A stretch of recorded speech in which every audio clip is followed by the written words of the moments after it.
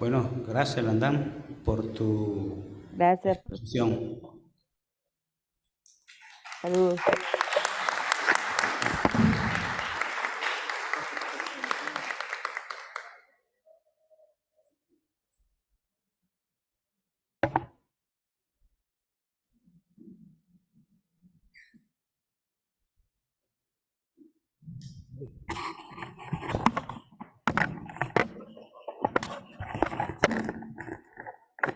Muy bien, ahora sí vamos a tener a Zaira Urbaneja presentando entonces su trabajo, cuyo título es Modelo hidrogeológico conceptual de un acuífero aluvial ubicado al este del lago de Valencia. Muchas gracias, profesor. Buenos días, bienvenidos a mi presentación. Muchas gracias por la invitación a este congreso. Agradecida con el comité organizador también por toda la labor que se está haciendo. Bien, les vengo a presentar lo que fue mi trabajo especial de grado, que fue titulado Modelo hidrogeológico conceptual de un acuífero aluvial ubicado al este del lago de Valencia. Bien, la cuenca del lago de Valencia cuenta con un enorme potencial en aguas subterráneas en el relleno fluvio lacustre que circunda el lago, pero este aún carece de un uso controlado, eficiente y sustentable. Es por eso que el objetivo principal de esta investigación fue realizar un modelo hidrogeológico conceptual que, con la finalidad de facilitar lo que es la comprensión sobre este sistema acuífero para, de alguna manera, incidir en lo que es la toma de decisiones, es decir, para enfocarnos en tomar las decisiones acertadas en materia de planificación.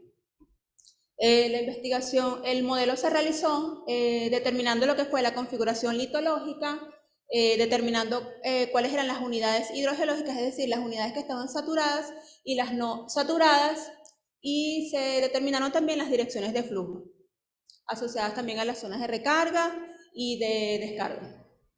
La zona de estudio se encuentra ubicada al este del lago Valencia, al norte de la laguna de Taiguaiguay, cuenta con una extensión de 40 kilómetros cuadrados.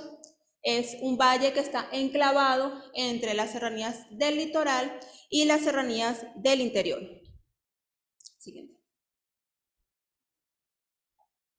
Bien, la cuenca del lago de Valencia es una depresión que se encuentra ubicada entre dos importantes unidades tectónicas, la serranía del litoral y la serranía del interior.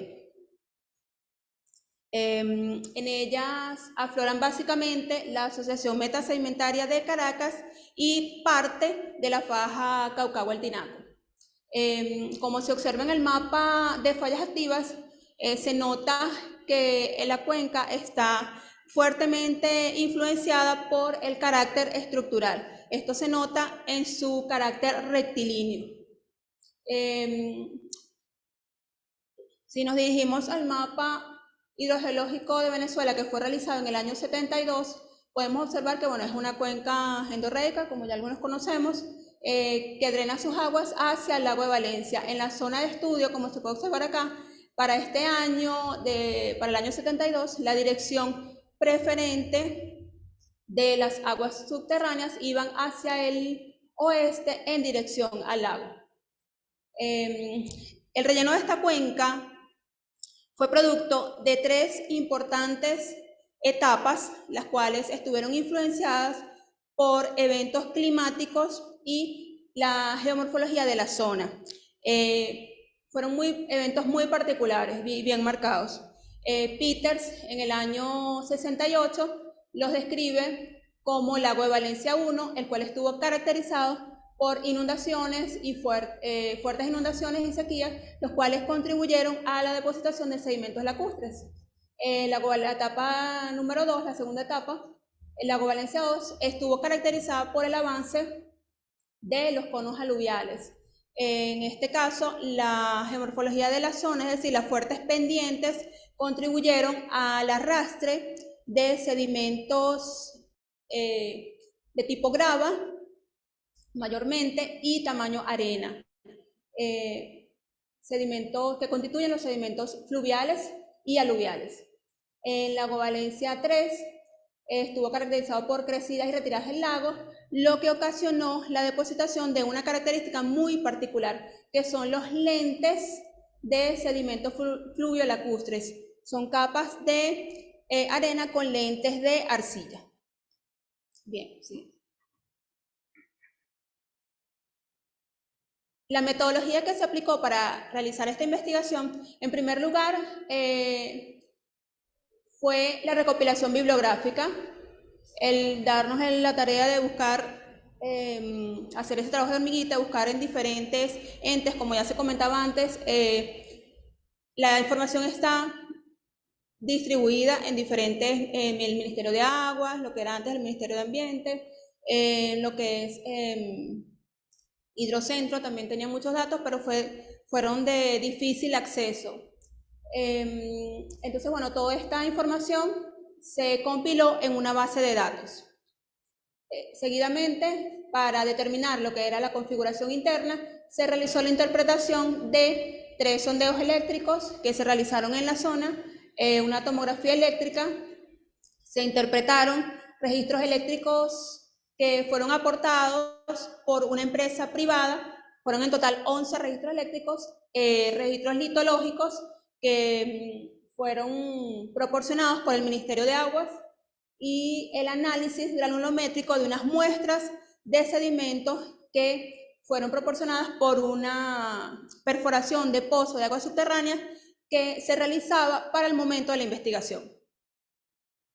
El comportamiento hidrogeológico se pudo determinar a través de las mediciones y cálculos de niveles piezométricos. Se hizo una campaña de medición de 12 pozos en toda la zona. Fueron aquellos pozos en los cuales se tuvo acceso, es decir, la zona cuenta con una gran cantidad de pozos, pero la mayoría de ellos no tuvimos acceso ya que pertenecían a empresas o zonas privadas y no nos permitían realmente la medición.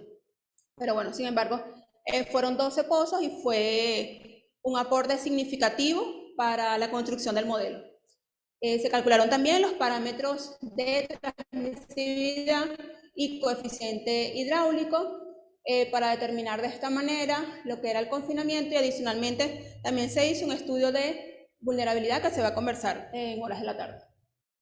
Se midieron los parámetros de conductividad eléctrica y pH para estimar las zonas de recarga. Todo esto para definir lo que era el comportamiento hidrogeológico del acuífero. Finalmente se realizó la integración hidrogeológica con la base de datos, la construcción de lo que era la determinación o cómo era la configuración interna, es decir, cómo estaban dispuestos estas capas de sedimento en profundidad, y adicionalmente, bueno, cómo funcionaba el acuífero, es decir, cuál era sus direcciones de flujo preferentes. Siguiente. Bien, como parte de los resultados, podemos observar acá los 3 sondeos eléctricos que se realizaron en la zona y la tomografía eléctrica.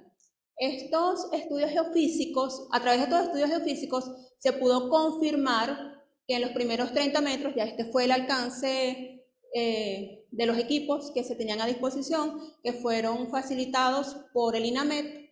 En ellos se pudo, a través de la interpretación, se pudo diferenciar 3 franjas con diferentes resistividades. La franja superior tenía resistividades bajas, al igual que la franja inferior, y además estas 2 rangos de resistividades eran semejantes. Sin embargo, la franja intermedia tenía resistividades un poco más altas, y además se podían observar formas lenticulares. También se pudo determinar que había una continuidad lateral de las capas. Aquí tenemos una pequeña muestra de lo que fue la interpretación de los 11 registros eléctricos que fueron proporcionados por Coalco Estudios Hidrogeológicos. En ella se pudo llegar pues, a la interpretación de las columnas litológicas y dónde estaban ubicadas las unidades saturadas y las no saturadas. Acá podemos observar una muestra de los sedimentos que se obtuvieron a través de la perforación de pozos, el tipo de sedimentos que pudieron observarse: cuarzo, esquistos y filitas. Acá uno de las columnas litológicas que proporcionó el Ministerio de Aguas. Estas sí estaban completamente interpretadas. El trabajo que se hizo acá fue digitalizar, ya que ellos contaban con el material en físico, y digamos que fue también un aporte para ellos, ya que al finalizar el trabajo se entregó en digital y en físico esta información. Entonces también fue un pequeño aporte para actualizar estos datos, ya que cuando se tienen en físico se presta a que se extravíen, ya que ha habido cambios de oficinas y todo esto que ya sabemos. Bueno, se obtuvo la columna litológica general, en la que pudimos identificar el esquisto, que viene a ser la base de este acuífero, a los 90 metros. Se identificó también una espesa capa de arcilla que variaba de 10 a 40 metros. Funcionaba como la base de ese acuífero, ya que la arcilla, por sus características impermeables, sostenía lo que era la unidad que mayormente estaba saturada, que estaba compuesta por arenas y gravas. Esta capa de arenas y gravas estaba en su mayoría interdigitada por delgadas capas de arcilla.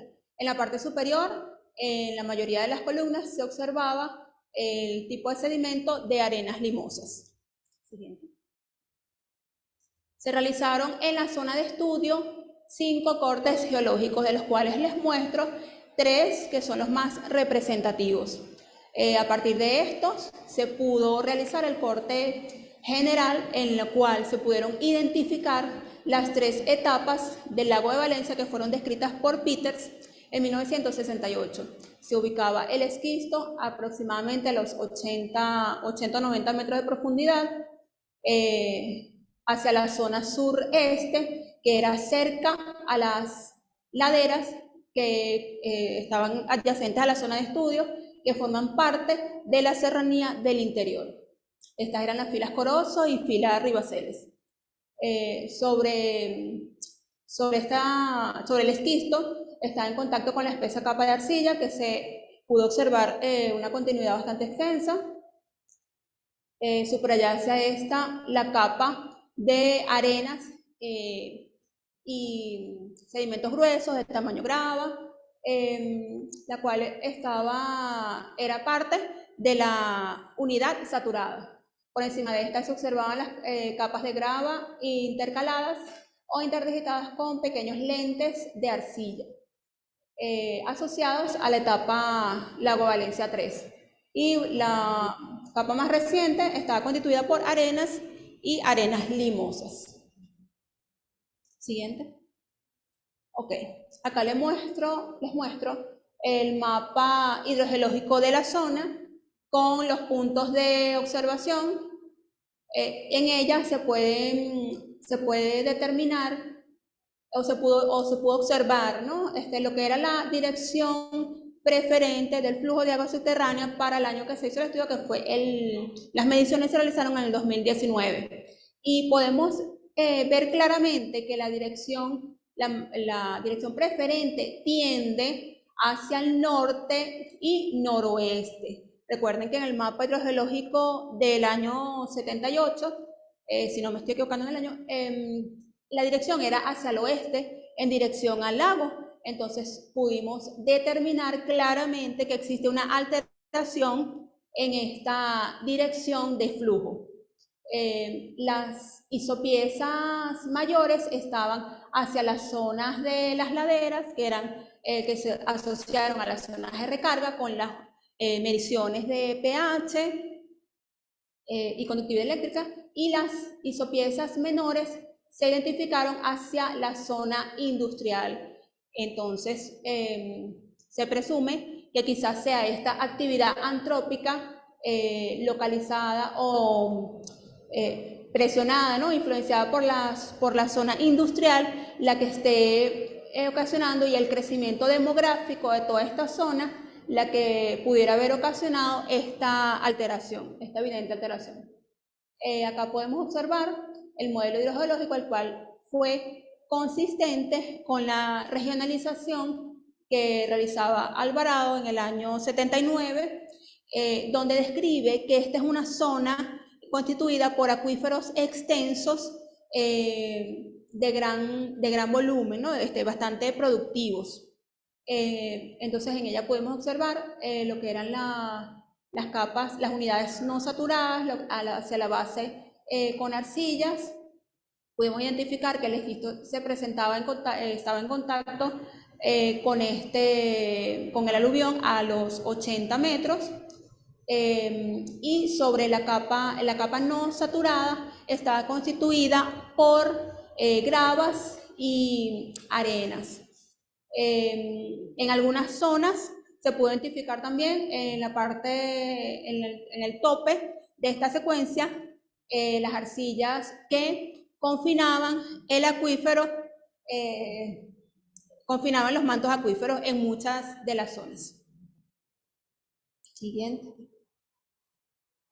Y bueno, las conclusiones, bueno, parte de lo que ya vengo mencionando, es una zona conformada por sedimentos fluviolacustres recientes, de sedimentos aluviales recientes, la composición sedimentos gruesos y finos que están intercambian sus posiciones verticales.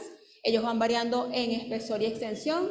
La capa de sedimentos gruesos es la que constituye la unidad saturada del acuífero. Los parámetros hidrogeológicos calculados, la transmisibilidad, el coeficiente hidráulico, definen a este acuífero como bueno, permeable y compuesto por arena y grava mezclada. Las líneas de flujos evidenciaron una pequeña alteración, una evidente, alteración en la tendencia natural, que era hacia el oeste. Y las zonas de recarga se asociaron a las serranías del interior, que estaban ubicadas hacia el este de la zona, y posiblemente también hacia el norte se pudo identificar una pequeña recarga asociada a las serranías del litoral. Bien, se determinó también una zona con alta vulnerabilidad, que bueno, de ella conversaremos en la tarde, a la que también están invitados. Muchísimas gracias.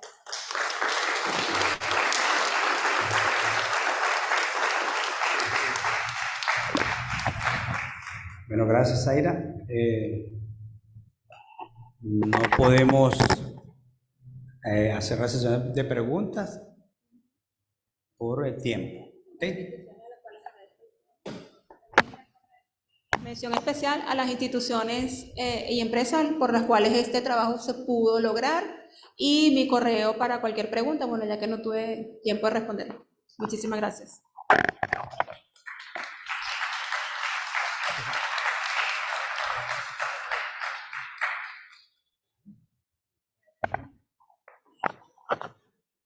Muy buenos días.